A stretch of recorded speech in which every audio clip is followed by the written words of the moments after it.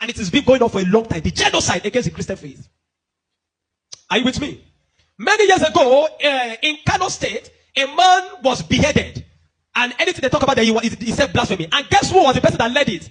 The man called Sanusi, Lamido Sanusi, was the one that led him up. And they beheaded him, they killed the Igbo man. They killed him and they put his head on a stake and they were using it to parade the city.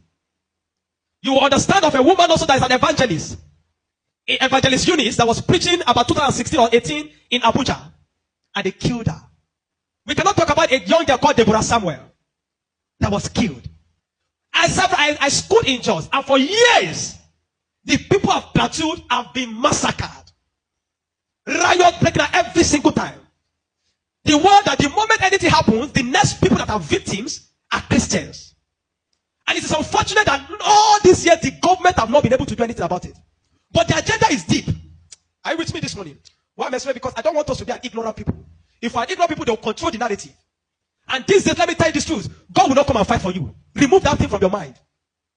If Christians don't rise up, pray from that to tomorrow. God is not coming to fight for you. Are you with me? Now, in the year 2009, Boko Haram started. Boko Haram started because of a section. It was a political movement.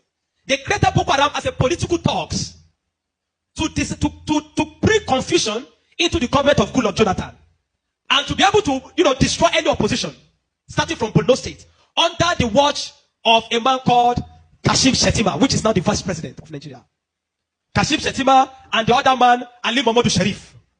These were the people that started the business of Boko Haram as a political talks to be able to oppose their opponents. But after a time, the ideology grew and they began to destroy. Now, it became a problem and they began to use it to destroy, bombing here and there. In 2009, 2010. As of 2010, a man led a meeting in Jos. Are you with me?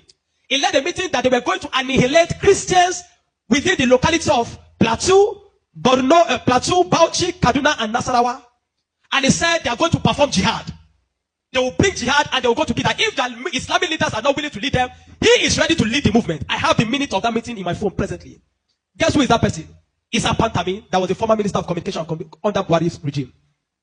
And several times, these are people that are terrorist sympathizers. And that is why the Nigerian army have not been able to win the war against the terrorism. Because people have, the terrorists have infiltrated the Nigerian ranks, the army ranks, so they cannot win the war.